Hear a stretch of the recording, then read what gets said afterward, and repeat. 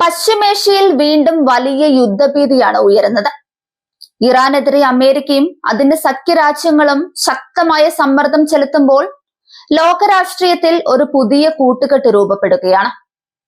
American മുൻ president Donald Trump വീണ്ടും ഇറാനെതിരെ കടുത്ത നിലപാട് സ്വീകരിച്ചതോടെയാണ് പുതിയ സംഘർഷാവസ്ഥ ഉയർന്നത്.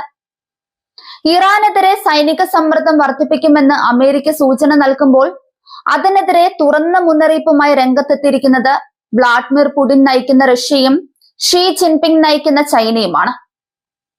ലോകരാഷ്ട്രീയത്തിലെ ഈ വലിയ നീക്കത്തിൽ ഇറാൻ ഒറ്റപ്പെടുന്നില്ലെന്നാണ് ശ്രദ്ധേയം.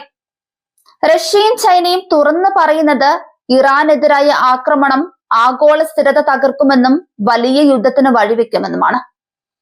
ഇതോടെ അമേരിക്കയുടെ നീക്കങ്ങൾക്കെതിരെ ശക്തമായ അന്താരാഷ്ട്ര പ്രതിരോധം രൂപപ്പെടുന്നതായും വിലയിരുത്തലുകളുണ്ട്. ഇറാനെതിരായ സമ്മർദ്ദം വർദ്ധിക്കുന്നതിനിടെ പശ്ചിമേഷ്യയിൽ അമേരിക്ക വലിയ സൈനിക സാന്നിധ്യമാണ് ഒരുക്കിയിരിക്കുന്നത്.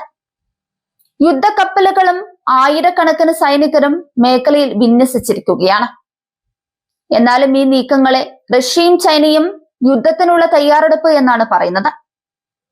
ഇറാനെതിരായ യുദ്ധം വെറും അമേരിക്കയും ഇറാനും തമ്മിലുള്ള പ്രശ്നമല്ല, അത് ലോകശക്തികളുടെ ഏറ്റുമുട്ടലായി മാറാൻ സാധ്യതയുണ്ടെന്നാണ് വിദഗ്ധർ മുന്നറിയിപ്പ് നൽകുന്നത്. ചൈനയും റഷ്യയും ഇറാനുമായി സൈനിക സഹകരണവും സാമ്പത്തിക ബന്ധവും കൂടുതൽ ശക്തമാക്കുകയാണ്.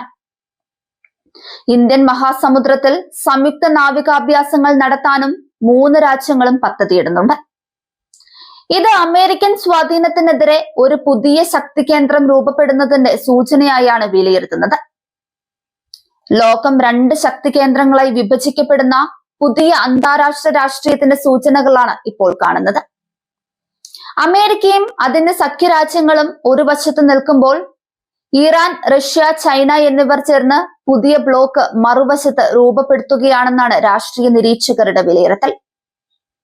ഇറാനെ ചുറ്റിപ്പറ്റിയുള്ള അന്താരാഷ്ട്ര രാഷ്ട്രീയ നീക്കങ്ങൾ അതിവേഗം മാറിക്കൊണ്ടിരിക്കുമ്പോൾ ലോകശക്തികൾ തമ്മിലുള്ള ഏറ്റുമുട്ടലിലേക്കാണ് സാഹചര്യം നീങ്ങുന്നതെന്ന ആശങ്കയും ശക്തമാകുന്നുണ്ട്. ഈ സാഹചര്യത്തിൽ മറ്റൊരു വലിയ ചോദ്യമാണ് ഉയരുന്നത്. ഇറാനെതിരായി യുദ്ധം ആരംഭിച്ചാൽ അത് വെറും 2 രാജ്യങ്ങൾ തമ്മിലുള്ള സംഘർഷമായി മാത്രം തുടരുമോ? അല്ലെങ്കിൽ ലോകശക്തികൾ നേരിട്ട് ഏറ്റുമുട്ടുന്ന വലിയ യുദ്ധത്തിലേക്ക് കാര്യങ്ങൾ നീങ്ങുമോ? കാരണം ഇറാനും റഷ്യയും ചൈനയും തമ്മിലുള്ള ബന്ധം കഴിഞ്ഞ വർഷങ്ങളിൽ വളരെ ശക്തമായിട്ടുണ്ട്.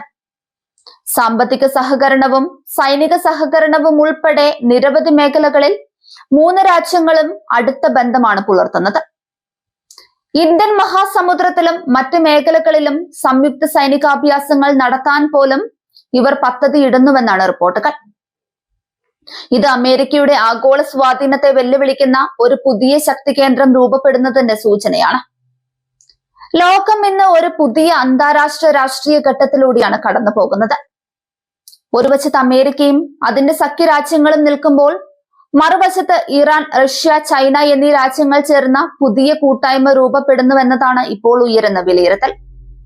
ഇതോടെ പശ്ചിമേഷ്യയിൽ നടക്കുന്ന ഓരോ നീക്കവും ലോകം മുഴുവൻ അതീവ ശ്രദ്ധയോടെയാണ് നിരീക്ഷിക്കുന്നത്. കാരണം ഒരു ചെറിയ തെറ്റായ തീരുമാനം പോലും വലിയ യുദ്ധത്തിന് വഴിവെക്കാവുന്ന അതീവ ഗുരുതരമായ സാഹചര്യമാണ് ഇപ്പോൾ രൂപപ്പെട്ടിരിക്കുന്നത്. ഈ രാഷ്ട്രീയ ഏറ്റുമുട്ടൽ നയതന്ത്രത്തിലൂടെ അവസാനിക്കുമോ അതോ മനുഷ്യരാശിയെ വീണ്ടും ഒരു വലിയ യുദ്ധത്തിലേക്ക് നയിക്കുന്ന പുതിയ അധ്യായത്തിന്റെ തുടക്കമാകുമോ? പശ്ചിമേഷ്യയിലെ ഓരോ നീക്കവും ഇനി ലോക രാഷ്ട്രീയത്തിന്റെ ഭാവി തന്നെ നിർണ്ണയിക്കാൻ പോകുന്നതായാണ് വിലയിരുത്തൽ.